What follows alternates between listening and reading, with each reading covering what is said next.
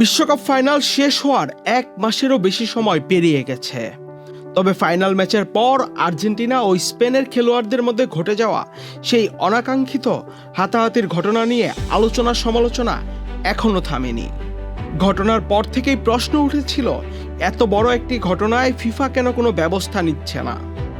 অবশেষে সেই অপেক্ষার অবসান হয়েছে। বিশ্বকাপ ফাইনালের এক মাসেরও বেশি সময় পর ঘটনাটির বিরুদ্ধে ব্যবস্থা নিয়েছে ফিফা। আর্জেন্টিনার 3 ফুটবলার, কোচ এবং স্পেনের গাবিকে নিষেধাজ্ঞার পাশাপাশি বড় অঙ্কের জরিমানাও করা হয়েছে। সবচেয়ে কঠোর শাস্তি পেয়েছে আর্জেন্টিনার মিডফিল্ডার লিওনার্দো পারদেস। স্পেনের এরিক গার্সিয়ার গলা চেপে ধরা এবং গাবিকে ধাক্কা দেওয়ার ঘটনায় তাকে নিষিদ্ধ করা হয়েছে 10 ম্যাচের জন্য।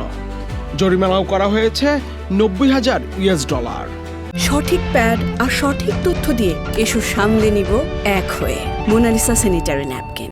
আর্জেন্টিনার মলিনাকে নিষিদ্ধ করা হয়েছে 7 ম্যাচের জন্য, সাথে জরিমানা $90,000। আর থিয়াগো আলমাদা পেয়েছেন 1 ম্যাচের নিষেধাজ্ঞা, সাথে $30,000 জরিমানা। শুধু খেলোয়াড় নয়, আর্জেন্টিনার সহকারী কোচ রবের্তো আয়ালাও শাস্তি পেয়েছেন।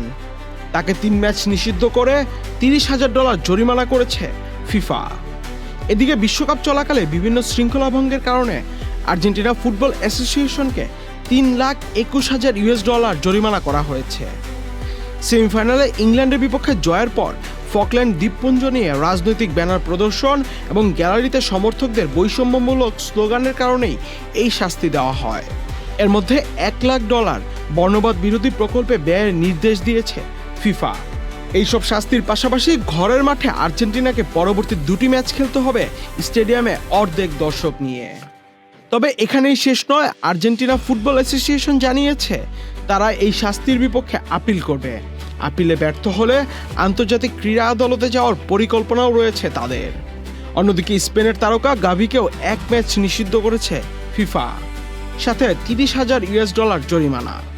অবশেষে জরিমানা ও নিষেধাজ্ঞার মাধ্যমে ফাইনাল ম্যাচের অনাকাঙ্ক্ষিত ঘটনার ইতি টানল ফিফা।